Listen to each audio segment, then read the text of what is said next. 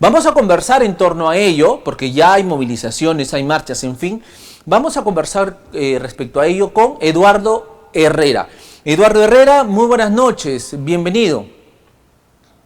Buenas noches, muchas gracias por la invitación. Aquí estoy a disposición de ustedes, como siempre. Eduardo Herrera es director ejecutivo del Consejo Privado Anticorrupción. Eduardo, se presenta una moción de confianza contra el Congreso, lo presenta el gobierno de Pedro Castillo. Sin embargo, no hay que perder de vista las acusaciones de corrupción. Pareciera que el gobierno está un poco entreteniendo la agenda pública, ¿no?, con estas cuestiones de confianza, para dejar en un segundo o tercer plano todos los indicios de corrupción que existen en su contra. Eduardo, ¿cuál es tu percepción? Sí, este es un gobierno conchudo, que definitivamente pues comete actos de corrupción y cínicamente dice, pues pruébamelo, ¿no? Pruébamelo. Como nunca alcanzamos la satisfacción de la prueba de ellos, entonces para ellos no hay prueba.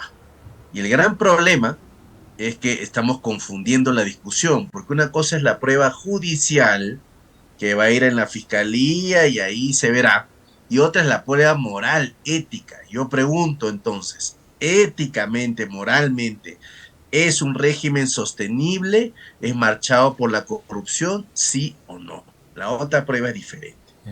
Y lo segundo es que el Congreso también ha demostrado ser pues una oposición a la altura del presidente de la República, porque entre los dos se sostienen, y en esta peleita absurda de un choque de poderes que te hizo el botevacuantes, en el medio estamos los millones de peruanos que queremos tener nuestra vida con normalidad y que no queremos que la política nos friegue la vida. Eso es lo que está pasando, a mi entender. Tú has utilizado un calificativo que creo que muchos peruanos lo han entendido a la perfección. Sin embargo, el gobierno está que adopta acciones como una respuesta, ¿no? O sea, todavía tiene esa fortaleza de responder. En este caso, la cuestión de confianza, el hecho de salir a las plazas y acusar al Congreso, en fin, o sea, el gobierno todavía tiene posibilidad de reacción, como que se está sosteniendo con uñas y dientes. Sí, bueno, es la táctica del conchudo. O sea, el conchudo no rebate, como todos los políticos en el Perú, dicho sea de paso, ¿no? Lo que pasa es que esto lo hacen a gran escala. Ellos piensan, si lo vamos a hacer bien, vamos a hacerlo frontalmente. Entonces, el político anterior, que era más del discreto, más elegante, era más discreto también en la reacción, ¿no? Y votaba gente, y bueno, y toda la gente se quedaba tranquila. El presidente hoy día dice, bueno, ustedes han robado 200 años, ya me toca. No se puede, no se puede. Ahora ya cambiaron las reglas y hoy por hoy hace uso del poder para defender ese robo que él hace en nombre del pueblo.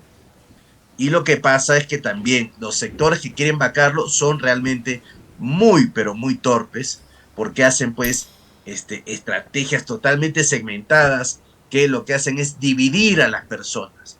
Y en el Perú ya no queremos más división. Yo creo que la única división que tiene que tenerse en cuenta es la de los corruptos y la de que luchamos por la corrupción, en contra de la corrupción. Entonces hay dos bandos efectivamente, los corruptos y los que luchamos contra la corrupción. Ahí hay que identificarnos. Y los que luchamos contra la corrupción es contra la corrupción de todos, no solamente de los que me caen mal, los que no son mis amiguis, son de todos. Entonces, ese es el punto central. Sí, ahora, Eduardo, si bien es cierto, el gobierno está respondiendo, pero ahora también el Congreso. El Congreso tiene tres caminos, tres.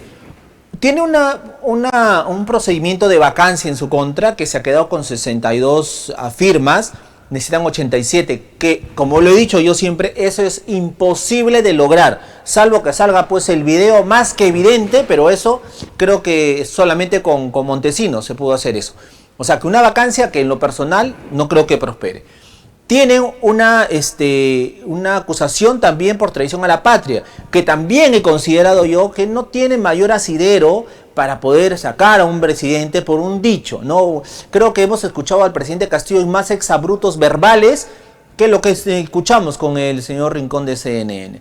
Y tienen una acusación constitucional, una denuncia constitucional presentada por la fiscal de la Nación, Patricia Benavides, que creo que por ahí puede ser el camino, ¿no? Político, el camino legal, para poder de alguna manera poner orden.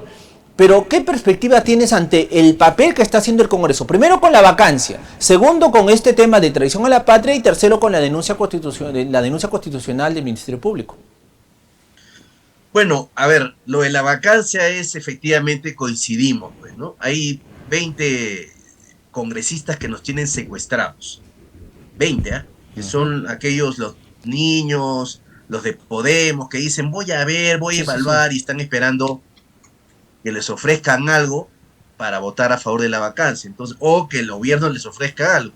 También, entonces están jugando y nos tienen secuestrados 20 congresistas al Perú entero. Eso es lo concreto. Evidente.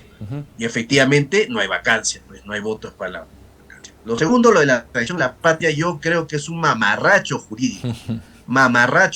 Sí. Y eso iba yo con la apreciación de que la derecha o la oposición es muy, pero muy torpe. Si vamos a sacar al presidente, hay que hacerlo en buena lid, porque después vienen las acciones en las cortes interamericanas y el presidente termina siendo una víctima. Entonces, hacer chambonadas y hacer cosas que no se saben respetando el debido proceso, hasta el más grande delincuente tiene que tener el debido proceso. Y efectivamente tiene lo de la denuncia de la fiscal de la Nación, que va a demorar más de un año, ¿eh? Sin embargo, ahí hay un tema que deja en claro de que hay indicios razonables para poder decir que hay una vacancia. Nuevamente volvemos al punto inicial. Sin embargo, yo sí agregaría el adelanto de las elecciones. Exacto, como una variable. Ajá. Particularmente, esa es la que a mí más me parece coherente, porque el Congreso no da más. La clase política de este país no da más. Y este adelanto significaría un nuevo comienzo. Desde luego, lo que hay que hacer son poner reformas políticas que impidan que toda esta clase política no vuelva más y simplemente, salvo con algunas excepciones, jalar la cadena y que se vayan todos por donde tienen que irse, con algunas excepciones. Correcto, esa es una vía también interesante, el adelanto de elecciones, pero también el adelanto de elecciones pasa por el Congreso, y ellos que están sujetos pues con uñas y dientes a su curul, como dije. Sí, pero ahí sí tienen los votos, porque si tú comparas las personas que han firmado la vacancia con la necesidad de adelanto de elecciones, calza, y ahí lo tienes. Entonces, eso es un acto de desprendimiento por el país. Sin embargo, como las elecciones van a demorar en convocarse, el presidente tiene que dejar un plano transitorio o irse y hacer reformas políticas desde ya. Y esas reformas políticas implementarse en las nuevas elecciones, y se nos van toditos. Correcto. Para concluir, Eduardo, viene la misión de la OEA. En los próximos días, el 20 está aquí. ¿Tú crees que esto puede jugar en contra del gobierno? ¿O qué análisis puedes realizar tú en torno a ello? ¿O crees que ya hay una predisposición ya en la OEA, en esta misión, con Luis Almagro a la cabeza? Sí, pues la OEA tiene un corazoncito, ¿no? Un corazoncito que claramente lo ha demostrado. Sin embargo, creo que hay que hacer la tarea. Y hay que hacerla bien. Nosotros hemos pedido, por ejemplo, estar presentes en la reunión con la OEA. Ojalá nos convoquen, y tenemos un montón de información para entregarles, y ojalá la tengan en cuenta. Ahora, lo que ha hecho hoy día el presidente es hiper torpe, porque lo que está haciendo es otro mamarracho que va a recibir a la OEA diciendo: oye, he pedido una cantinflada que no se entiende, pues yo no la logro entender. Entonces la OEA va a decir: caray, tú mismo estás torpedeando la institucionalidad y el Estado de Derecho. Efectivamente, y pensar, Eduardo Herrera, amigos televidentes, que el presidente Castillo, pese a haber pedido a la OEA que se active esta carta democrática porque se estaba armando un golpe de Estado en el país que lo quería sacar del poder, desestabilizando obviamente el sistema, bueno, después presenta su carta al Congreso diciendo: me quiero ir a la cumbre APEC. me quiero ir a Tailandia. Después se dio cuenta, como bien dices, pues está cantinflada, ¿no? De haber pues alertado al mundo entero de un golpe de Estado en el Perú y después que quiero viajar. O sea, se retracta de todo eso. Bueno, típico en el gobierno. Eduardo, última interrogante. Hubo una movilización el fin de semana, vendrán algunas otras más. ¿Tú crees que en la ciudadanía radica finalmente también el hecho de presionar por una salida democrática y un cambio radical a todo esto? Sí, sin duda en la ciudadanía radica el éxito de esto. Lo que pasa es que la ciudadanía está apática porque las marchas son como la química, es como el amor. No podemos forzarla, no podemos hacerla fake y con mucha platita, que se vea, pero que una marcha genuina, espontánea. Y eso va a salir en su momento. La población tiene mucho que hacer y hay que convencerle a la población de que la corrupción roba. Cada pan que cada uno compra es un impuesto que se paga y ese impuesto va a las arcas del Estado y se lo están choreando. Entonces, nosotros ahorita, por ejemplo, estamos en Pasco, en Cerro de Pasco, hablando de la segunda vuelta regional que nadie ya habla casi, y bueno, esas son las causas que tenemos que empezar a abrazar.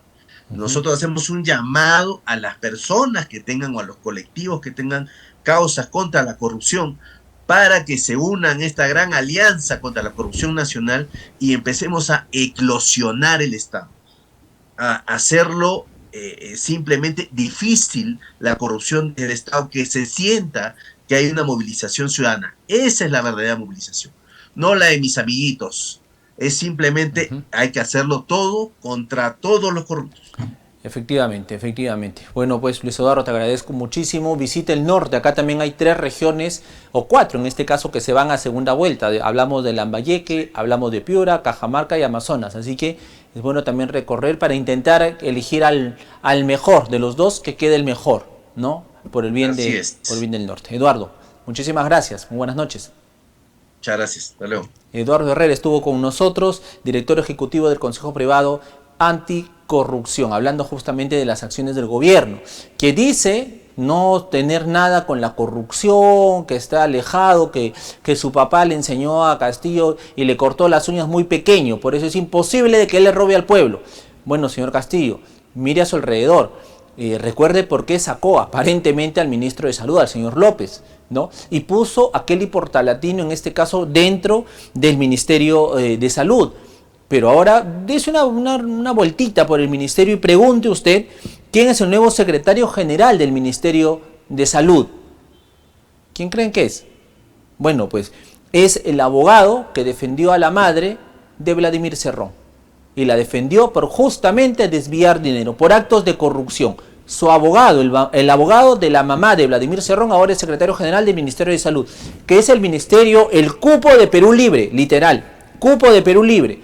Bueno, allí está metida las manos de Vladimir Cerrón, que dicho sea de paso, también está sentenciado por corrupción. En fin, nos vamos a una pausa comercial y regresamos.